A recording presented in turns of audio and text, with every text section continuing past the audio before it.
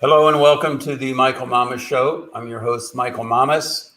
We're coming to you from Mount Soma, home of the Sri Someshwara Temple in the mountains of Western North Carolina.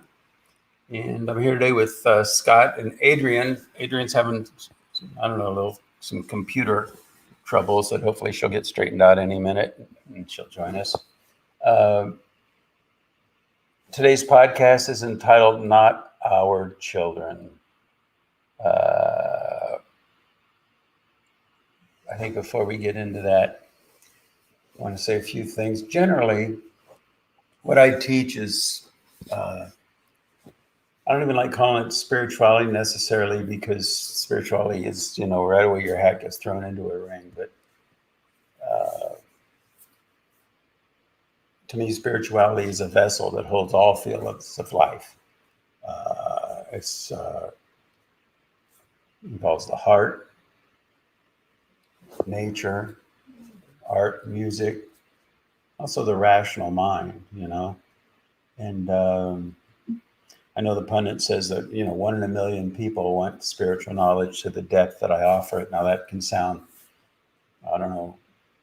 arrogant or whatever, but it's my passion. What I've been doing lately, and I've really been enjoying it. I have my radio in my car tuned to a country local station. They broadcast, I think, from Black Mountain or Robbinsville or different towns, and it's largely, it's really interesting. They have 3 different basic categories, I think I could say. They have one category that is just gospel music. Another category, they'll have preachers from different churches in Western North Carolina giving their sermons. And then they'll also have another thing where they have people giving local farm information, and at the farmers markets and stuff, they're saying, how much for a bushel of onions, how much for, hog, how much for so many 100 pounds of this or that, And but the thing is, here's the thing I like about it. There's a purity to it,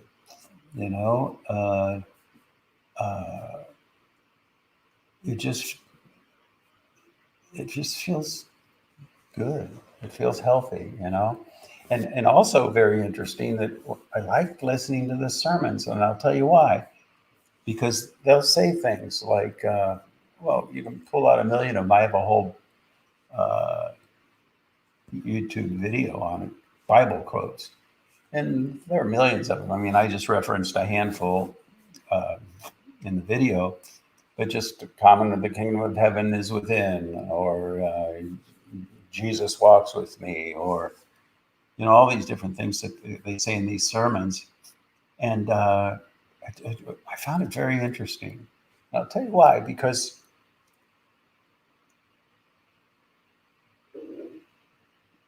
with the really deep knowledge, even the nature of existence, the physics of the thing, if you will, there's such a depth. What does that even mean, Or, God, and they point up to the sky, for example, even though it's radio, but above, over our heads, And what does that mean? There's such an interesting knowledge to, what that means. And, and I was talking to somebody just the other day, and I was talking about how this one sermon guy was talking about, preacher, I guess, was talking about how Jesus was God. And they responded by saying, well, yeah, but so is everything else. So is everybody else. And that's true, but it's a whole lecture. What does that mean? Or these Olympians, when they, thank God for winning, and people, that means you think God's on your side? No, that's not. There's a deeper knowledge to everything. And but I find it interesting that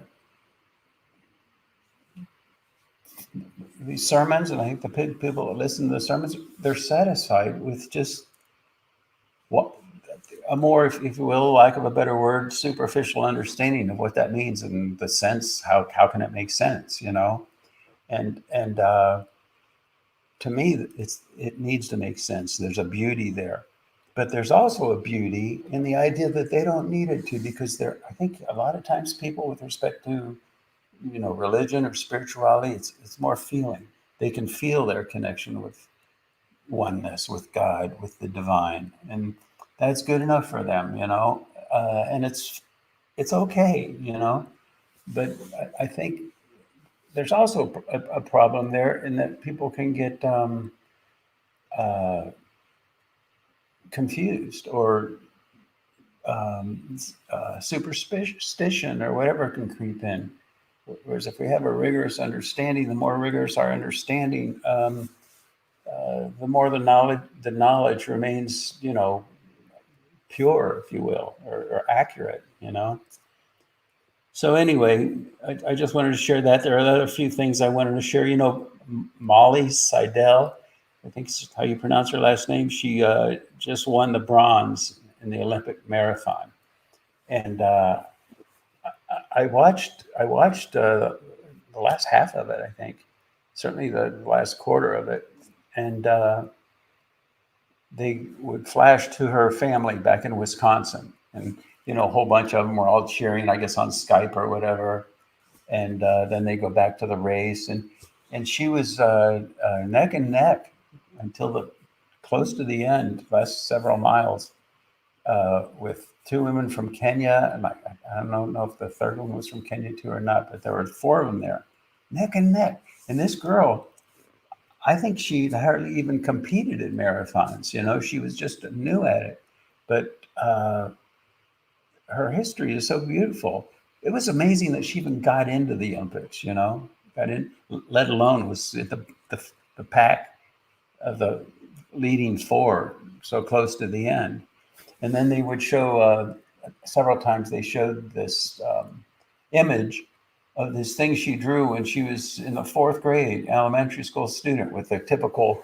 It looks so typical elementary school drawing, and with the crayon colors, and and then the printed words kind of awkwardly written out, something like, "Someday I want to win a gold medal at the Olympics," And the whole thing, I'll tell you, I cried. I literally, no kidding, I had tears running down my eyes. It was just one of the most beautiful things I've seen for a long time on television, I think. Anyway, just something I wanted to share. And now, another thing is I've gotten a lot of, heard from a lot of people writing in or what have you.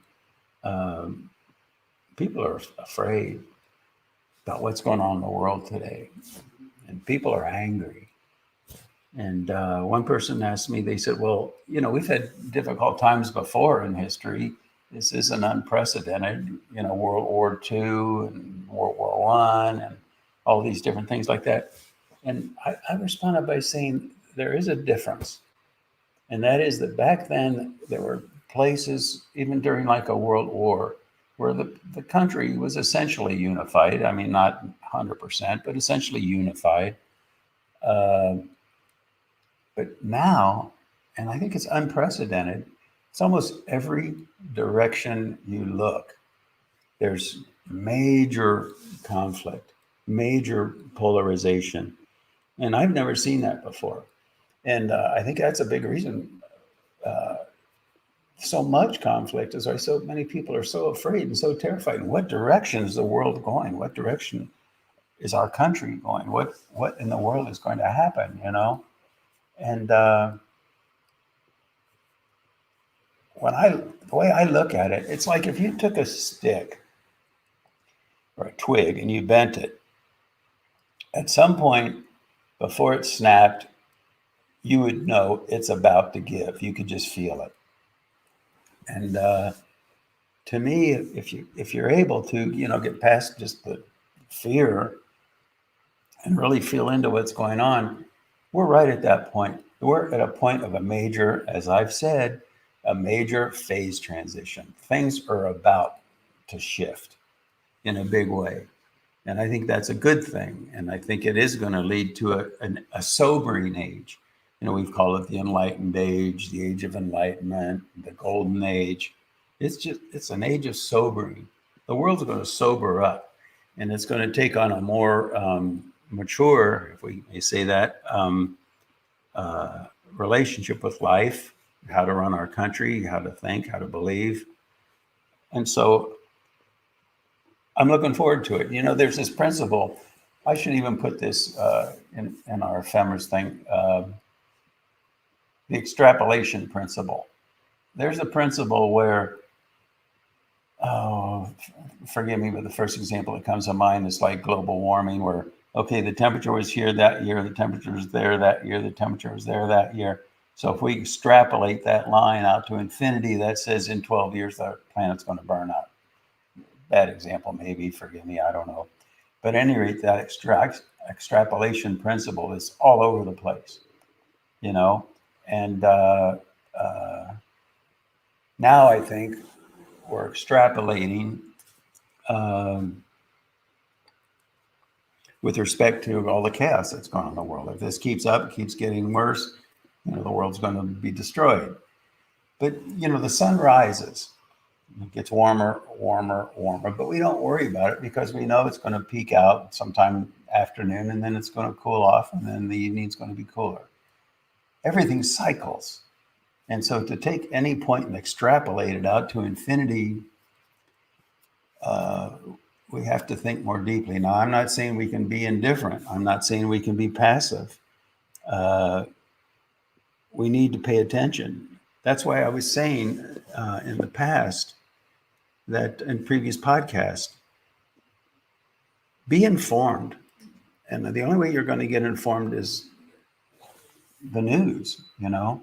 But now even the news is polarized. And so, like I was saying in my previous podcast, the news is the news. So how do you get informed? Well, the only way you can get informed is to watch the extreme left broadcasts, watch the extreme right broadcasts. And I'm not saying you have to sit there and labor through for, you know, a whole hour TV show. But if you're channel surfing through and you come across a conservative station, don't just change it real fast. Oh, that's conservative station, I can't listen to them. Or a liberal station, oh yeah. You can get a good feeling for what they're having to say. Get their point.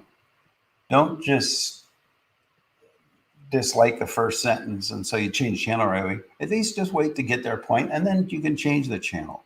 It doesn't take that much time to get a feel for each of these stations and where they're coming from. And I think it's important because we need to be informed. Now, somebody wrote in a very beautiful note, and I appreciate it. They were, you know, uncomfortable with the idea that I suggested as a homework assignment to watch the news and watch the various news stations, and how they found, as I recall the way they said it, they found some of those things that people were saying on some of these stations offensive, and they could barely watch. Well, again, you don't have to watch the whole thing, but at least get the drift. And then at the end, he asked a question. He said, how can that help one to evolve? It's almost like the feeling is that it's the antithesis. You watch all this horrible stuff and it feels like it's bringing us down, not up, you know. But here's the thing. First of all, it's what's our relationship with it? And, you know, enlightenment is unity with everything. It's not just unity with all the stuff we like and then get rid of all the other stuff we don't like. I mean, didn't Hitler try that? You know, trying to genocide, you know, if there's a group of people you don't like, just kill them all. So here's the point. You are going to have things you like, and there are going to be things you dislike, and that's normal. But when there are things you dislike, how deeply does it rock your boat? You know, there's a principle of equanimity in spirituality. And can you be equanimitous in trying times? Now, that's going to be on a deep level.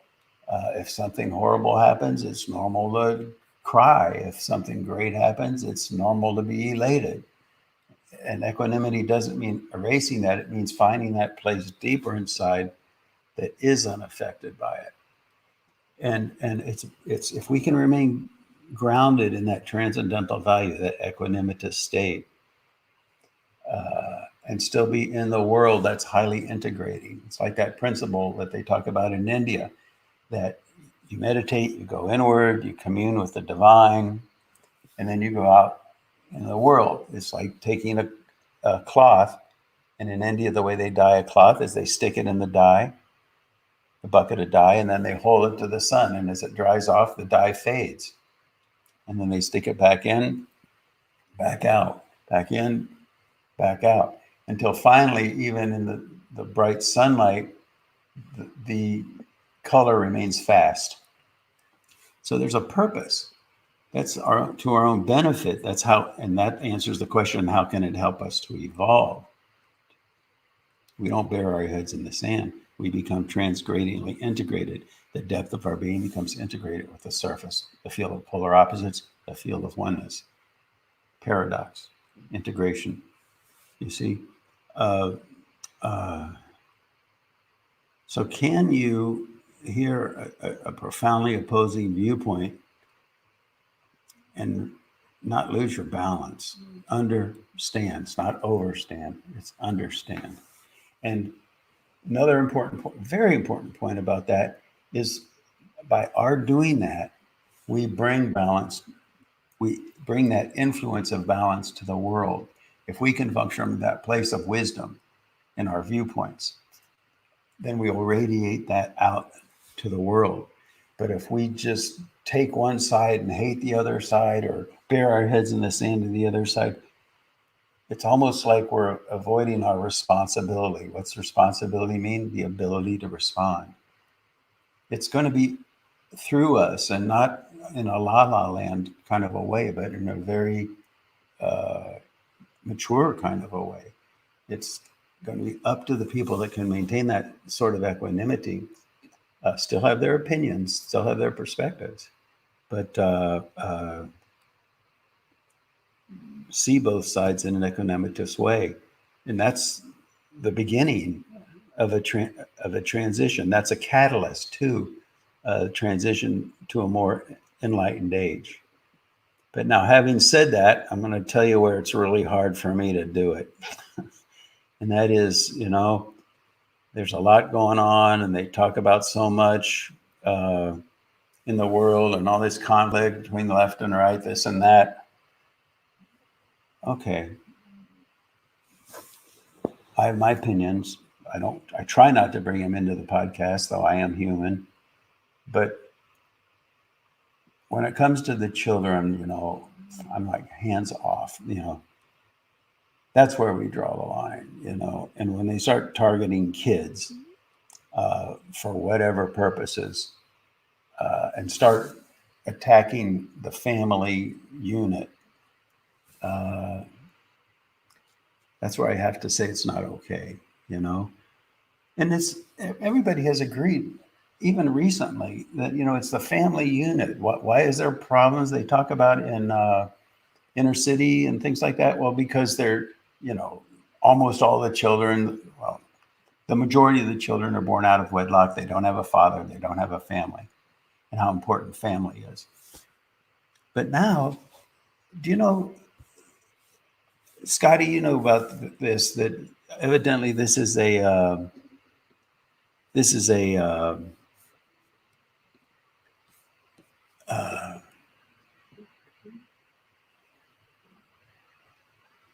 universal thing in the critical race theory that's being taught in the schools, that a child, what was it about? Oh, these kids were, the teacher was talking about, asking the group of children, some boys, some girls, Are you a boy or are you a girl? What do you identify with? And, so some boys, the implication is that might be identified with girls and as a girl, and so they can live that way, and vice versa. And evidently, the kids. Oh, that's a universal thing. But there was one anecdotal accounting of it. The kids got really confused, and so one of the kids went to his mother and said, "What is the teacher talking about? I don't even understand what she's talking about." And then it got back to the teacher, and so the teacher made it very clear to the children. Listen to this. Said, "Do not tell your parents what we talk about in class." Now, again, I try not to take a stand, but that is there. I can't help myself. It's our children, and that is not okay. There's an interesting quote. This is actually Lenin. Marx Lenin. This is Lenin, not John Lennon, the other one. He said that you have to destroy the family to make communism work, because that way you can take over the minds of the children. Scotty, weren't you and I talking about that? Yeah. It's interesting how, the schools are, projecting out, it's hard for me to talk about this. It's weird because it's like you almost want to, you're almost afraid to talk about it, because whatever opinion that you give, it's strong on one side or another. It's just, it goes back to what you were saying earlier. It's just like there's such a division right now. Whatever you say, you alienate the other half. Right. And so I don't know what I want to say about this right now. Yeah, I hear you. But there's an interesting thing. Let me see. Thomas Paine. Here it is. That quote. These are times that try men's souls. And he said an interesting thing. He went on, I understand, to say the summer soldier and the sunshine patriot will, in this crisis, shrink from the service of their country. I don't want to tell people what to think. It's none of my business. They have the right to think for themselves. And that's something that's lacking in the world today, I think. The news tries to tell you what to think. I don't want to tell you what to think. I'm not telling you what to think. But I do think you should be informed. I think you should know what's going on with your kids. And I think you should know what's going on in a more general sense in the world. It's not a time to bury our heads in the sand. Now, you may think it's right. That's your prerogative. If you think it's right for the teacher to say, don't tell your parents what we talk about in the classroom, hey, hands off, your decision. But did you know that's going on? Did you know that a lot of the cartoons that children are watching now are promoting things like age-appropriate pornography, whatever that means?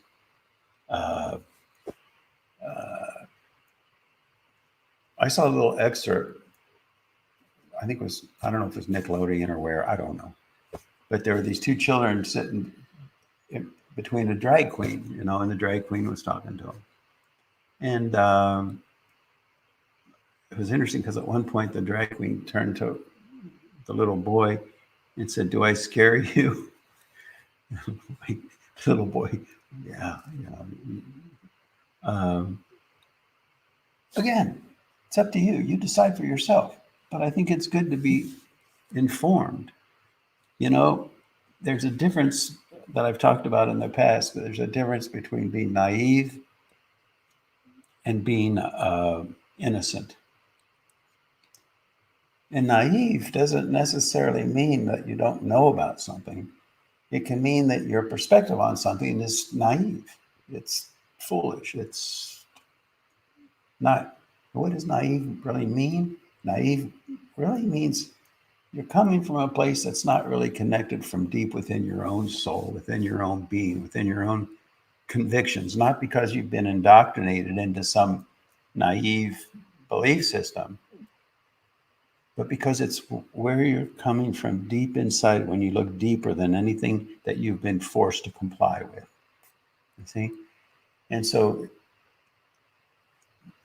isn't that what we all say about the beauty of children, is that they're innocent? They haven't been indoctrinated enough to respond to something in any way other than what comes from the purity and innocence of their own heart. So in that sense, innocence is what it's all about. When we're in an enlightened state, what are we? We are innocent. We function from a place that is in harmony with the depth of our soul. So innocence does not mean ignorance, you see, and it certainly doesn't mean naivete. Okay? So things that's going on with the kids: transgender education, age-appropriate pornography, saying that they have to wear masks if they're in school. Now, just as an example, masks. There are tons of doctors that say they don't work. Even Fauci for a while was saying they don't work. And then it goes back and forth, and it just becomes like a ping pong ball. One side, you got to listen to the news and decide for yourself, but pay attention.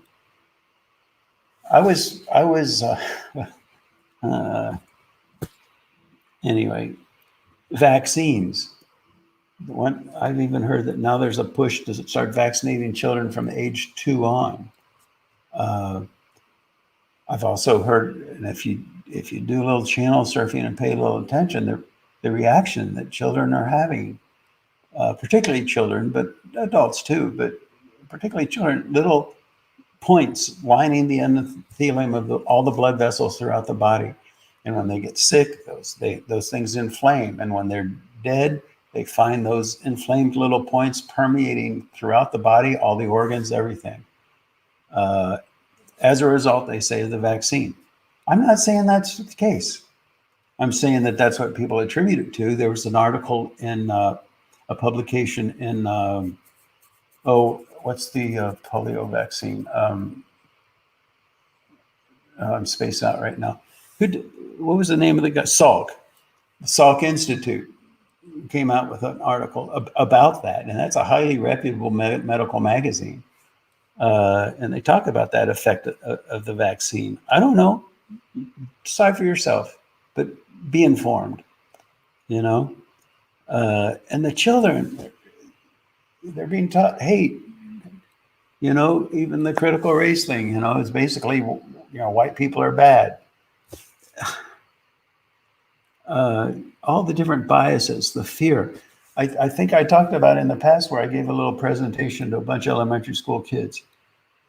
And I was just telling them, and I didn't get into all these details or anything, but I was telling them, you know, we have great times coming. Technology has throughout history transformed the planet. It goes back to the Industrial Revolution. It goes back to invention of the wheel, polio vaccine, computers. And funny, when I mentioned computers, one kid shot up his hand. He said, yeah. He said, my mom can even remember when there weren't any computers, you know, which I thought was sweet, you know. But after my talk, and after I said, you know, we can make the world great. You know, it's not a doomsday thing going on there. I said it in a way that children could hear. Afterwards, after the lecture was over, instead of going outside to play, which is what they were going to schedule to do, it was like a little recess period, they all came up and wanted to talk to me. One kid couldn't even talk. He was like speechless. And he said, that was so, thank you.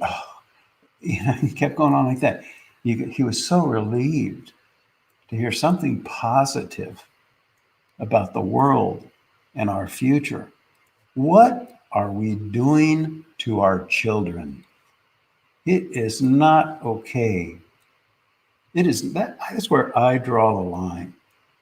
We're messing up a whole generation of kids, and it is not okay with me.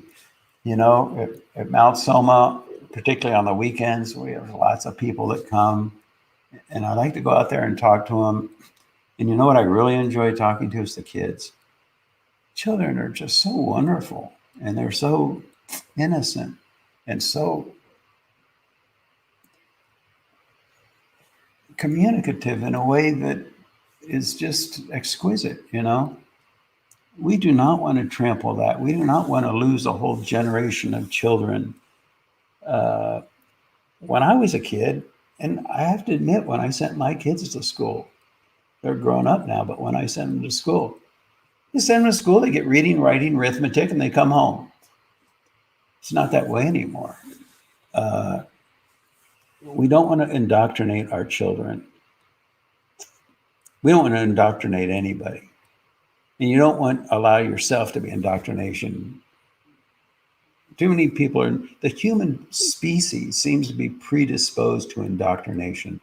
Just look at our history. The whole Nazi movement in Germany indoctrinated a whole nation. Those aren't stupid people by any means. It's just a predisposition of what it means to be human. And beware of indoctrination, you know? Beware of it. Get informed, know what's going on, and then decide for yourself. Not because of the way you've been indoctrinated, but from a place that lies deep inside.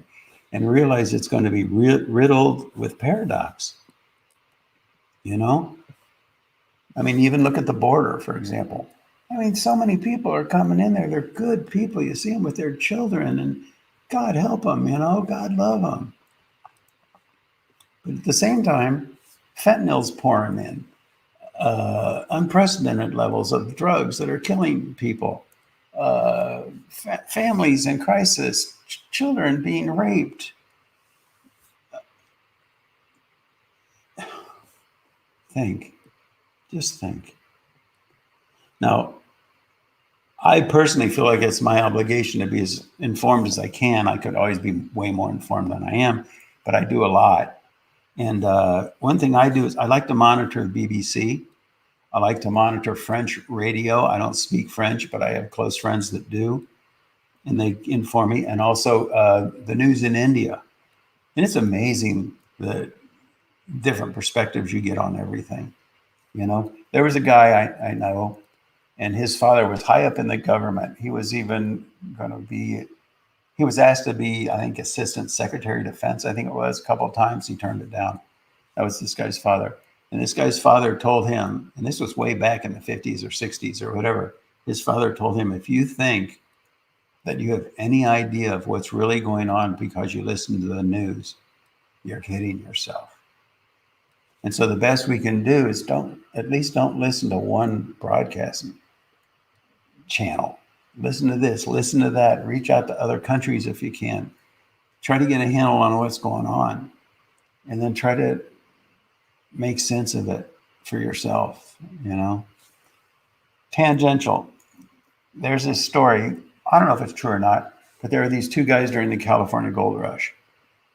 And they were just despair. They were starving. They were out there hunting for gold. They were finding nothing. And they were at their wits' end.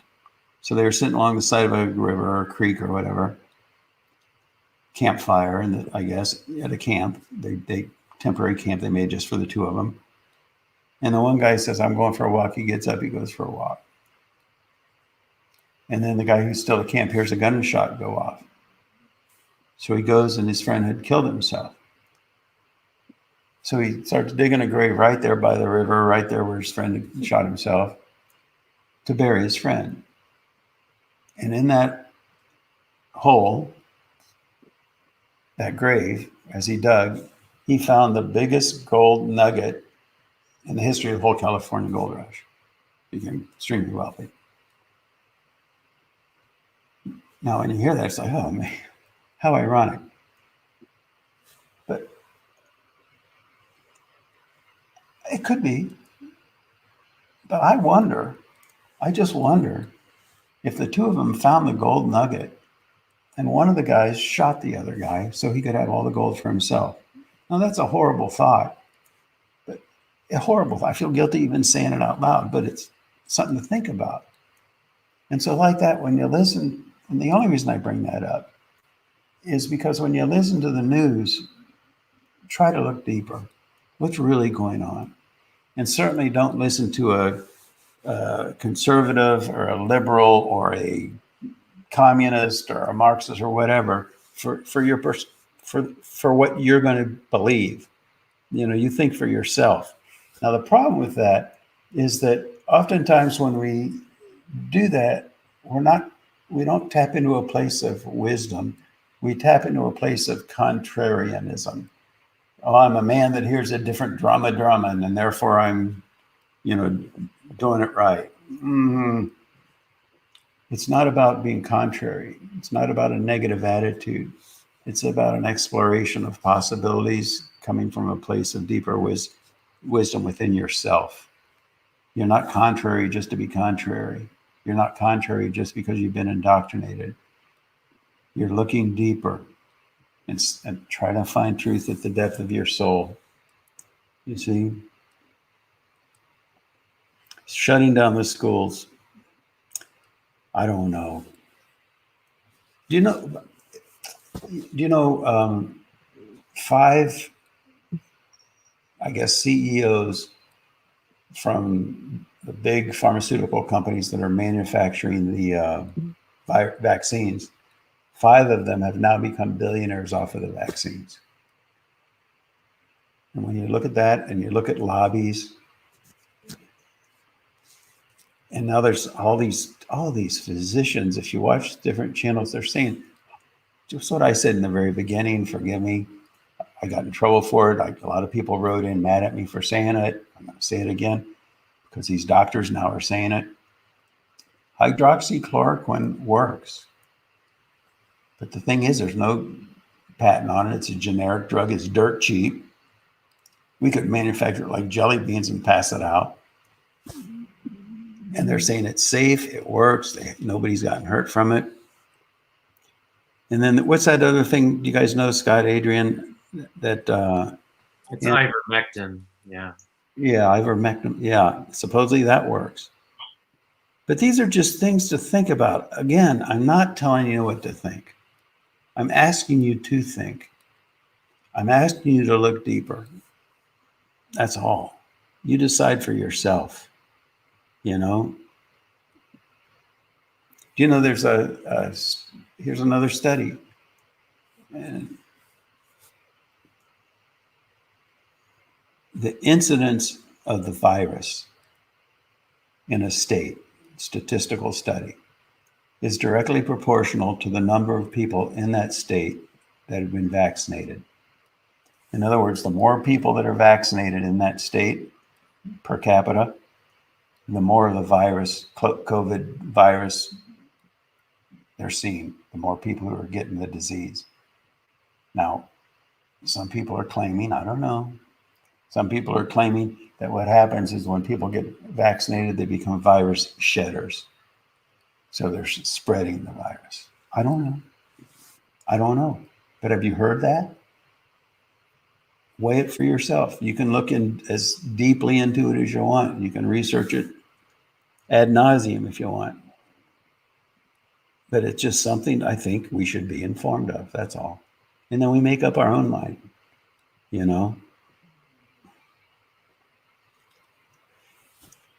One thing that I think I left, last podcast I talked about sovereignty, and there's something I left out that I thought was important, and that is the lack of civility. In the airlines now, they're having these people get beat up flight attendants. We never saw that before. Why is it? Well, we could say, there's more stress in the world right now. Well, that's true. But I think it has to do with the fact that this whole idea of sovereignty has gotten out of control. It's not just that a nation doesn't have sovereignty anymore. You have no sovereign right to have borders, for example. but also personal sovereignty. People think they have their own sovereignty. And so if they want to do whatever it is they want to do on an airplane flight, including, you know, inappropriately touching the flight attendants, which I guess is going on, then they have a right to do it. Their personal sovereignty. The whole idea of so many of these things is getting really messed up, you know. But it all stops, and I think it all stops now. I think people have had it. If you just look at the statistics, you know, what is it? Over 80% of the blacks in the inner city are against defunding the police. That's just a statistical fact, you know. So many things like that. You got to pay attention, please. Just pay attention. It doesn't mean we have to get angry. It doesn't mean we have to get upset. We can be as equanimous as possible. But not only will that help our personal evolution, but it'll help the world. These are times that try men's souls, Thomas Paine said. You know, it's not a time for, what did he call them, summertime patriots or something? So I want to say just a few things in closing here that have been in the news lately. And I think they're interesting. And they're all about Marxism. Again, you know, if history's proven one thing, it's that human beings are easily indoctrinated. It's almost as if people seek out something to indoctrinate them. It gives them a sense of, I don't know what, belonging or comfort, or, you know, yeah, well, they're saying it, other people are saying it, so it must be right, kind of a thing. Somebody actually said to me once, well, if so many people are saying that, how could it be wrong? I think now in this day and age, that was decades ago, but in this day and age, so many people are saying so many things, you know. If you try to free people from their indoctrination, I've learned this from personal experience, they fight tooth and nail. They get angry. They get judgmental.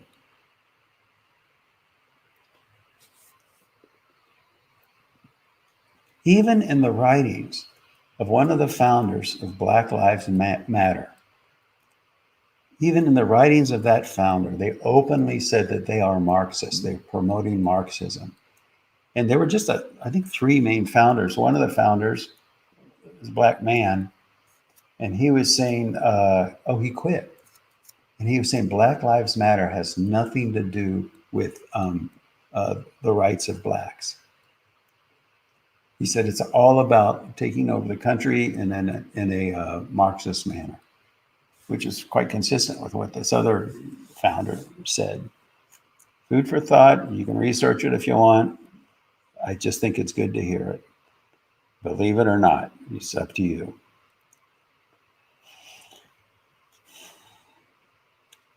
You know, the promotion of Marxism, as Lenin said, Marx, is to tear down the integrity of a culture. And oftentimes it starts with tearing down the monuments. You can see that historically. You can see it in Venezuela. You can see it in Russia. You tear down the old monuments. And then you sever the relationship between parents and children. And then you indoctrinate the children. And then here's a really interesting thing that Marx said to do. You put people in categories. And then you get the categories to fight among themselves. You take it to the point where a person is no longer an individual. They're the member of a category. And coincidentally, you might say, I don't know, think what you want. But in this day and age, it does seem to be, even in critical race theory, that the children are being taught, you're no longer a person, but rather you're a member of a group. And the group is divided between race, religion, vaccinated or not vaccinated now. And these people fight among themselves. You divide the integrity of the culture. And then you conquer. Well, How all this shakes out, we wait to see. At Mount Soma and what I believe in, you decide for yourself. I'm only throwing in there, be informed. And now the news is the news, so you have to go to different places to get it and then compare it. They're all contradicting each other, and then you decide for yourself. But at Mount Soma, well, there's a technology. It's a science. It's not a Western type science, but it's a science that works. And they built these incredible architectural structures that are still there today that baffle modern day scientists. And in that technology is a technology of how to bring forth and radiate out to the environment that value of the unified field: oneness, wholeness. That's Samhita value. It's called harmony, coherence, cultural integrity, right action. And by right action, I don't mean you align with this viewpoint or you align with that viewpoint. You align with your own true nature. And there's a technology for building something called an enlightened city that radiates that value out to the environment. And these guys are rishis. They are deep thinkers, to put it mildly. And the technology that we have is from a Muni Mayan. He's a rishi. And he provided the technology of how to build it. And I don't know what we've done. If you take it all together, I think we've put maybe $30 million or so into it so far. But it's going to take a lot more to really complete it. It's going to be 150 million, 200 million, something. But I'm dedicated to getting that done. I mean, for the price of one bomb, for the price of one more little attachment to like a pork barrel attachment to a bill in Congress, one little thing, we could get it done. And it's a science, it's a technology. I'm dedicating to getting it built, not because I want to tell people how to believe, but because I want them to be able to come from a place deep within their own being. That's what Mount Soma is about. That's what we're doing. And it's there. We know how to build it. We have access, direct access to the cognitions of Mamuni Mayan, how to build an enlightened city. We just want to build it.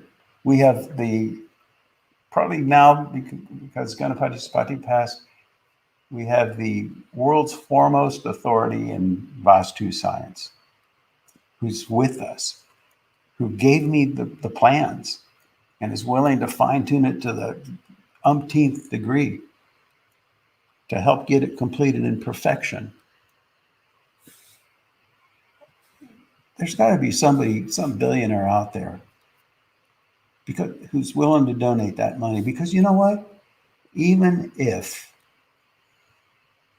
it didn't work, it will work. But even if it didn't work, what do we end up with? A phenomenally exquisite architectural wonder of the world that people would come to see, the way they go to see the Egyptian pyramids, the way that they go to see the Taj Mahal. What we're building here is exquisite. The designs are incredible.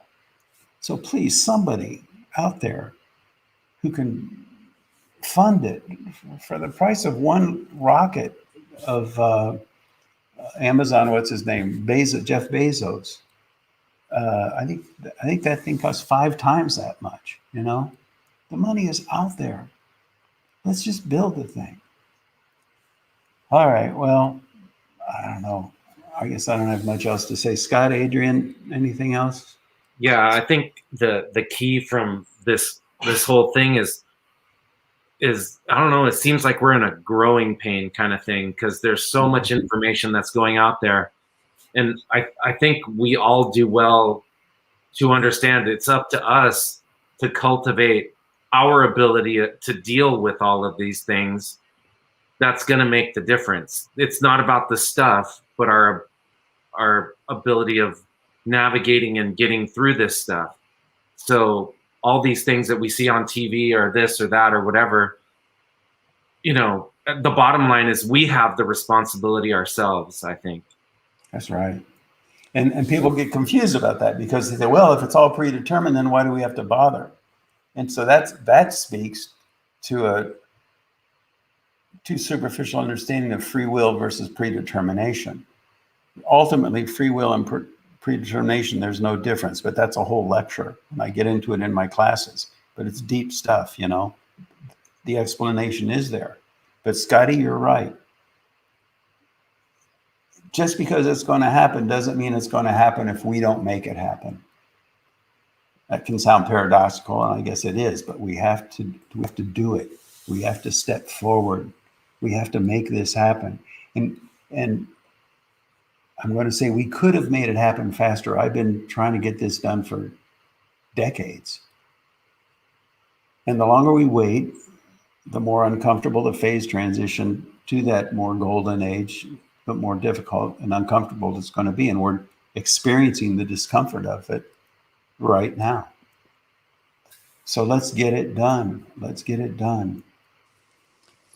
I had one thing, Michael, that I wanted to add. When my kids were little, I would, tell them that if any adult walked up to them and told them something, and they told my child not to tell me about it, then they were a bad guy.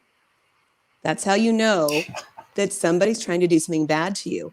If somebody tells your child, I was telling my children, if somebody tells you not to tell me something, you come right away, because those are the people that you can't trust. And so, I'm extremely disturbed by several things that I've seen on the internet regarding teachers and other people in authority positions telling your children not to tell your parents what I'm telling you. That is a setup for disaster, and it is a danger. I believe that is a danger to your children. Now, the content is, you could almost say the content is irrelevant.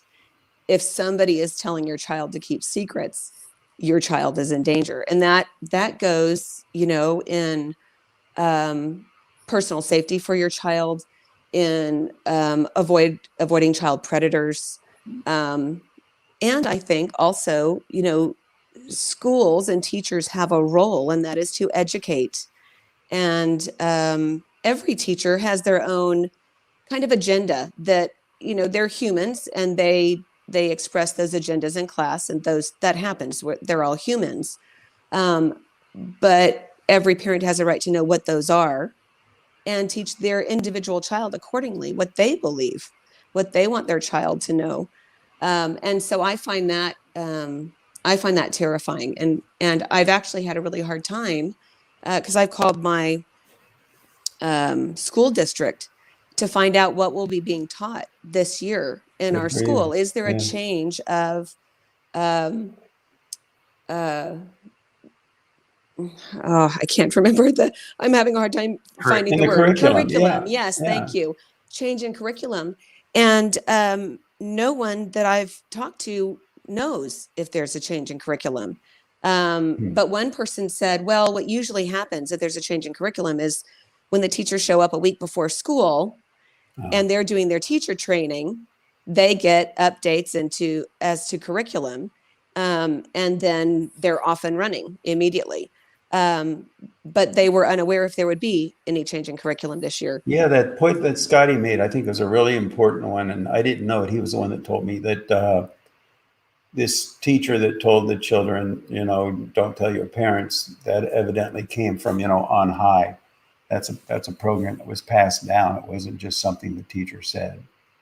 And that's yes. If it's in the curriculum, they'll find that out a week before class, I guess. Right. So even the teachers don't know really what they're supposed to be teaching as far as curriculum goes. But the other point I wanted to make is, the ancient texts, really all of them, and the Vedic texts that you teach are all about people evolving and becoming closer to their own true nature, their own divine nature, and who they were really created to be. Created could really trigger people, but you know, who you were meant to be when you came into existence. What and who are you? And that's about integration, right? It's about integrating all the different parts of ourselves. You know, Um, there was a spiritual teacher, great saint, and he said, when you finally get enlightened, you'll realize how ridiculously physiological it is. And I like to yeah, talk about that because it's, you know, a lot of people hear physiology and they think, well, blood chemistry, you know, BUNSGPT, the kind of blood tissue. No, we're talking about a deeper physiology, a physiology of awareness. And Adrian, that's what you're talking about. I know you know that, yes, but yes. it's the integration of awareness, of consciousness, of our being on all levels, really, that is rooted in the depth of our being, which is that source of oneness. That's right. But what we're seeing around the world is disintegration, literally disintegration. It's Things are a, falling apart. yeah, it's identity with a paradigm, a worldview that's been indoctrinated into people, and people thrive on it being indoctrinated, you know. Yeah, In fact, a lot of spiritual groups, that's what the cults are made out of, indoctrinate people into thinking a certain way, you yeah, know. yeah. Whereas, you know, in my classes, I've had people, at least one time I'm thinking of, but it's have more than that. A woman put up her hand. She said, "Why do you give us one thing, teach us one thing, and then the next day take it away and teach something else?" I said, "Right, right. We're exploring perspectives. We're not trying to grasp the ungraspable. We're trying to rest into it and live from that place. That is the source of all graspable things, you see." And um, as I've been doing your classes and the meditation and all of those things, it's so obvious and so evident that humanity is all the same. You know what I mean?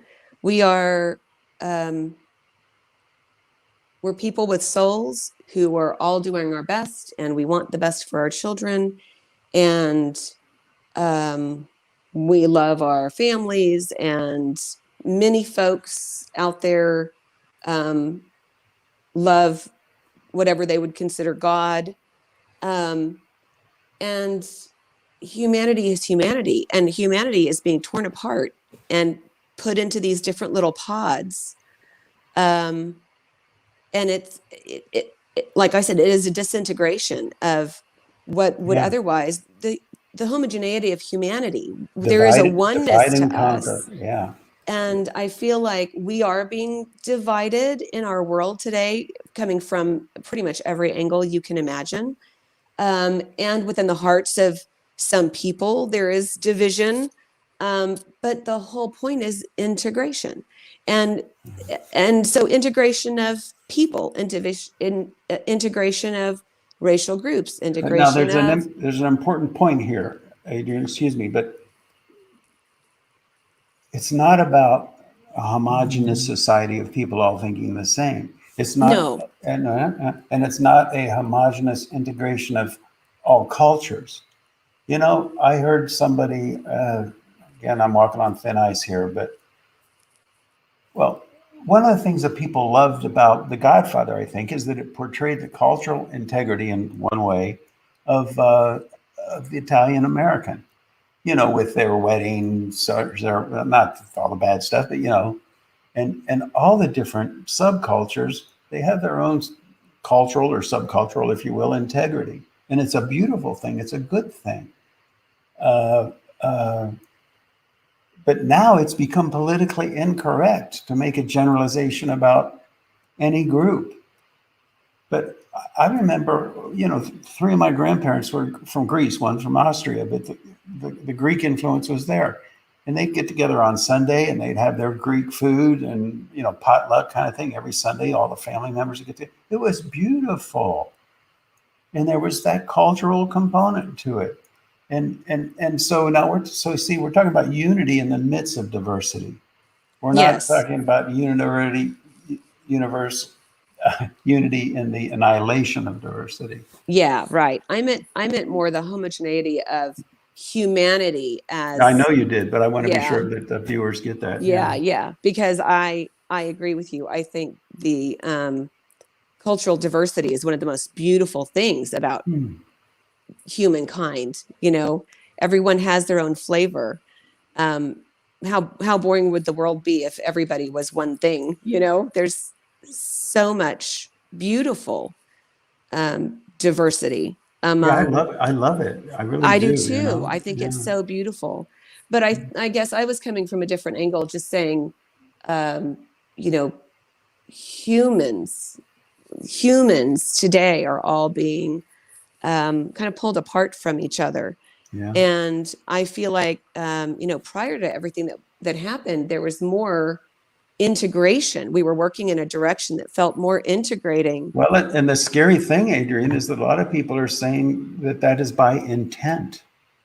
They're intentionally breaking people up into categories. You're either black and therefore you hate whites, or you're whatever, or you're so we, and again, we have race, we have religion. One religion Yeah. hates the other religion. We have now, are you vaccinated or not vaccinated? If you're not vaccinated, you know, people are getting fights with you in the grocery stores, you know. So Right. it's all about, yeah. And Yeah. where's the unity in the midst of that diversity, you know? Yeah. Non-existent. Yeah. So I'm counting on, you know, that all of this that we're seeing, this disintegration among humanity, is like you say, that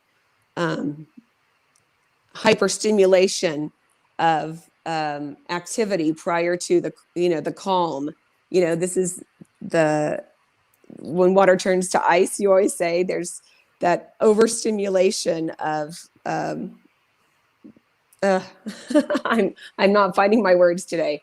The molecules prior to, you know, when water you're turns right. to ice. Yeah, when there's a phase transition, Thank you. there's Phase a brief period in there, like right at 32 degrees when water goes to ice, of chaos. Yeah. And that's where we are right now. But And it's very quick, but right? that was why it was, yeah, it doesn't last long. What does long mean? It could be You're right. another month or two. It could be up to a few years, really. Right. But the thing is, that's what I was talking about with extrapolation. People experience the chaos and they say, oh my God, you know, it's gotten worse in the past 3 months. So that means in 3 years, there won't be any planet, you know, that kind of a thing. Mm-hmm. Yeah. So watch out for the extrapolation trap. You know, there's a nice book title, Yeah. you know, yeah. All right. Well, I think that's enough unless you guys have anything more. Nope. Yep, we'll talk more. And please, everybody, do your homework. Doesn't take a long time. Doesn't take a long time. You don't have to sit there and listen to a whole hour program, but listen to enough that you get a genuine feel, not based on any sort of indoctrinated bias, but listen enough so that you really see where these people are really coming from. And then you can go back to regular programming. Okay, Scotty, good? That's it. All right, thank you, everybody. Thanks for listening. Bye-bye.